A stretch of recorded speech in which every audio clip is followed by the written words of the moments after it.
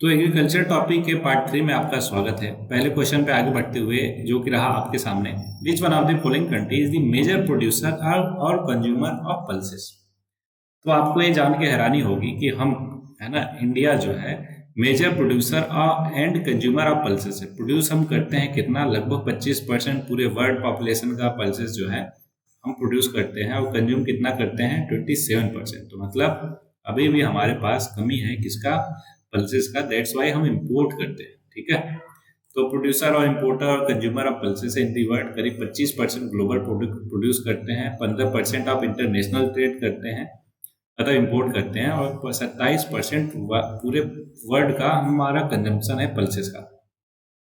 बहुत सारे टाइप के पल्सेस जो है हम इंपोर्ट करते हैं, जैसे तूर होल है ना, जिसको पिजन पी बोलते हैं, ब्लैक मेटपे, उड़द की दाल है ना, ग्रीन मूंग, चिकपी और येलो पी, ये सारा कुछ हम क्या करते हैं, इंपोर्ट करते हैं। देखो पल्सेस जो है उनमें हाई न्यूट्रिशनल वैल्यू होती है विथ रिच प्रोटीन वैल्यू, और सुटेबल है हेल्थ के लिए। Therefore suggested to have this insufficient manner, है ना, क्या है वो, इनसफिशिएंट मैनर में।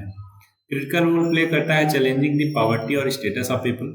ये ऐसा इसलिए क्योंकि people from poor background can't fulfil their demands of pulses और legumes, therefore it is considered to be determine the poverty status of people।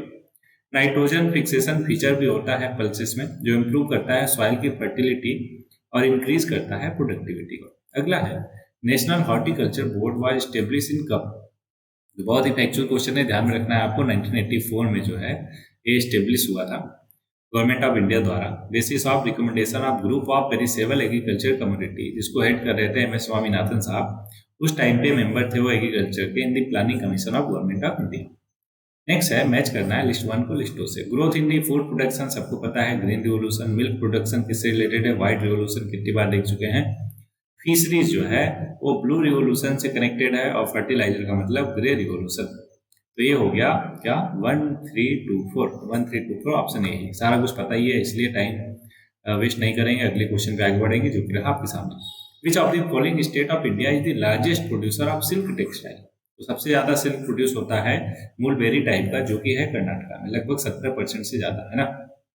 उसके बाद आंध्र प्रदेश और आसाम भी है। आसाम में सबसे ज्यादा ईरी का सिल्क का टाइप है ईरी, वो प्रोड्यूस होता है सबसे ज्यादा आसाम में। अगला क्वेश्चन, हरियाली योजना किससे रिलेटेड है। तो देखो ये वाटर मैनेजमेंट से रिलेटेड है। हरियाली योजना लॉन्च किया गया था 27 जनवरी 2003 में, है ना।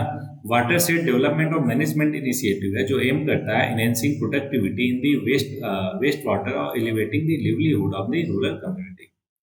और ये ज्वाइंटली एग्जीक्यूट किया जाता है सेंट्रल और स्टेट गवर्नमेंट द्वारा। एम्फेसाइज करता है efficient water management through practices जैसे कि रेन वाटर हार्वेस्टिंग, अफॉरेस्टेशन और सॉइल कंजर्वेशन। नेक्स्ट है कि the first sugar mill in India was set up in 1903।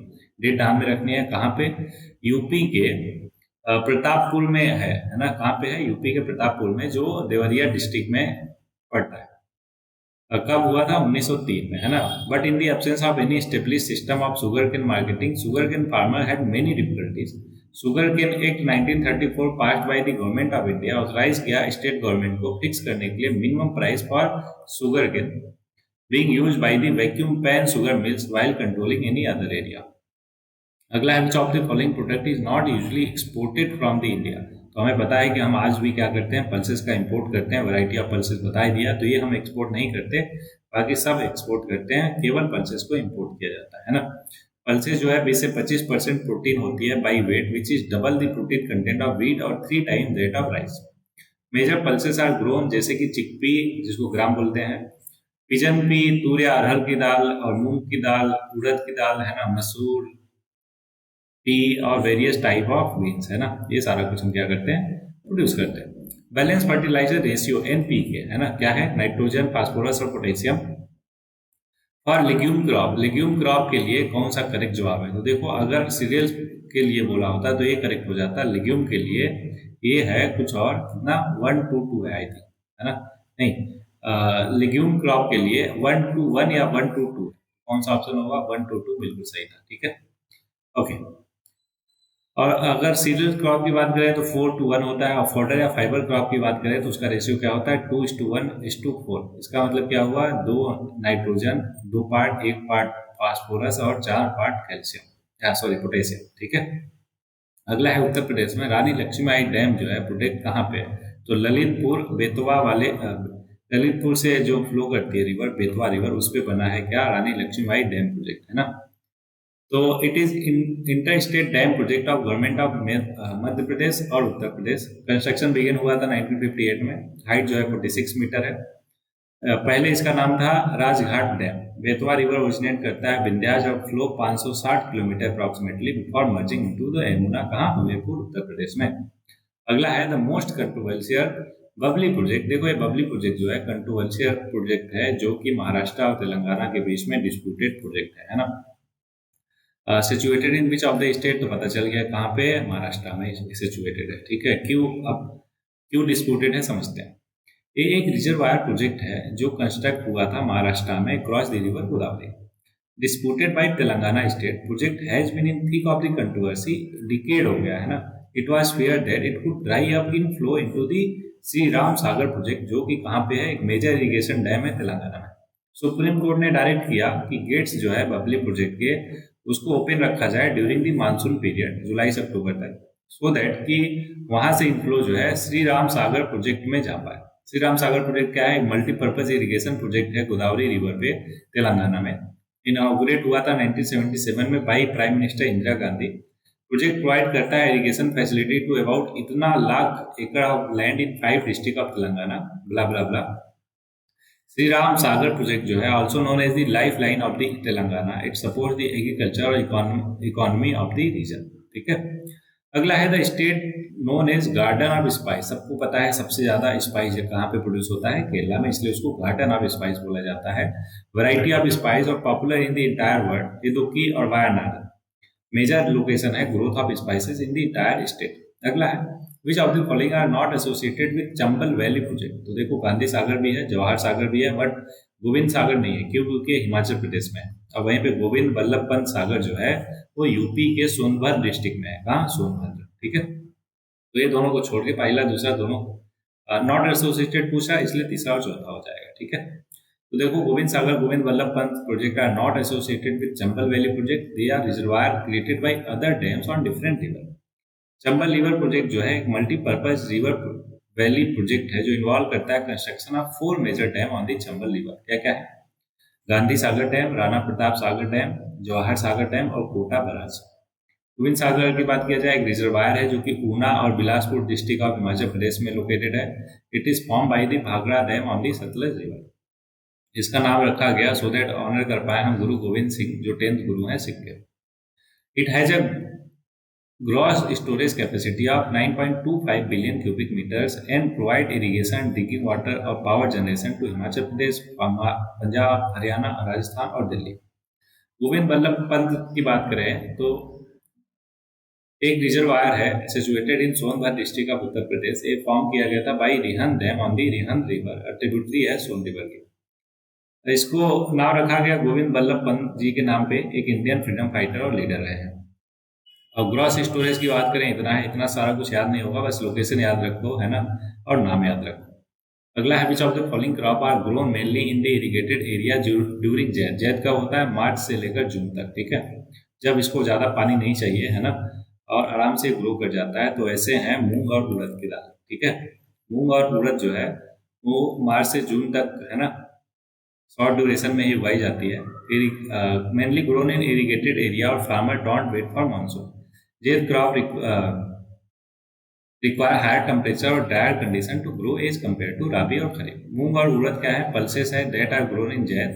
They are both short duration crop that can tolerate high temperature और less water और require करती हैं less water।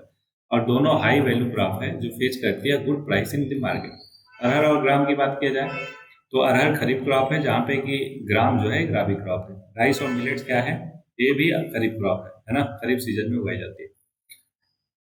मेज and ground nuts both are oil seed that are grown in the kharif season. अगला है the dry zone of India has a predominantly agrarian economy. बिल्कुल सही बात है। It has a large potential for the second green revolution. ये भी बिल्कुल ठीक बात है ना। तो हाँ ठीक है, दोनों सही है, लेकिन ये जो है करेक्टली एक्सप्लेन नहीं कर रहा। क्यों? क्योंकि potential for second green revolution is not only depend करता है economic nature of the region पे। Success of green revolution involve करता है वेरियस फैक्टर जैसे कि technical advancement, policy support, efficient resource management which may or may not be directly related to agrarian economy of the region. ठीक है। अगला, river Damodar को है ना रिवर ऑफ सॉरो कहा जाता है ना, वेस्ट बंगाल के लिए, prior to development of the Damodar valley corporation. बिल्कुल, Damodar in its upper reaches कहाँ से होती है, छोटा नागपुर प्लेटू से निकलती है ना, due to hilly region rapidly flow करती है। उसके बाद जैसे ही वो वेस्ट बंगाल में पहुंचती है उसको प्लेन मिलता है, प्लेन टोपोग्राफी मिलती है, दैट्स वाई वो बहुत ही स्लगिशली या फिर स्लोली मूव करती है। और जितना भी सीड्स जो है हिली एरिया से, छोटा नागपुर प्लेटू से निकलते हुए जो जितना भी सीड लेकर आई थी वहां पे वो रखती जाती है, इसलिए उसका जो फ्लो है स्लगिश हो जाता है। ये भी बिल्कुल सही है, ये भी सही है, करेक्टली एक्सप्लेन करा, that's why the region will be a. ठीक है। द दामोदर रिवर ओरिजिनेट करता है छोटा नागपुर प्लेटू में, झारखंड, जहाँ पे वो फ्लो करती है रेपिडली थ्रू हिली ट्रेन और इरोड करती है सॉइल को। लोअर रीच में एंटर करती है flat plain of West Bengal, जहाँ पे स्लो डाउन हो जाती है और डिपॉजिट करती है large amount of seeds. The huge volume of water जो फ्लो करता है डाउन द दामोदर और tributary during the monsoon used to be a fury in the upper reaches of the valley, लेकिन लोअर वैली में use to overflow its bank और flood large area, है ना, तो इसलिए इसको सॉरो ऑफ बंगाल कहा जाता है। तो इस क्वेश्चन में बस मतलब इस लेक्चर में बस इतना ही। होपफुली आपको सारे क्वेश्चन बहुत ही बेहतरीन ढंग से क्लियर होंगे। तो आज के लिए कोट है कि a good plan violently executed now is better than a perfect plan executed next week. कहते हैं ना कि अगर आपका प्लान जो है परफेक्ट भले ही रहे लेकिन उसको आप अगले हफ्ते करेंगे, अगले हफ्ते करेंगे, ऐसे ही टरकाते रहोगे अगर आप, तो उससे बेहतर है कि आप एक प्लान को लो और उसको वायलेंटली तरीके से एग्जीक्यूट करो कि नहीं मेरे को अचीव करना ही करना है ना, तो वो ज़्यादा गुड प्लान है। तो होपफुली इस कोड का मतलब आप समझे होंगे और इसको एग्जीक्यूट भी करोगे कैसे, वायलेंटली, जो भी आपका प्लान होगा। तो इन्हीं शब्दों के साथ इस लेक्चर में इतना ही, मिलते हैं अगले लेक्चर में। तब तक के लिए पढ़ते रहिए, अपने प्लान को एग्जीक्यूट करते रहिए और मस्त रहिए।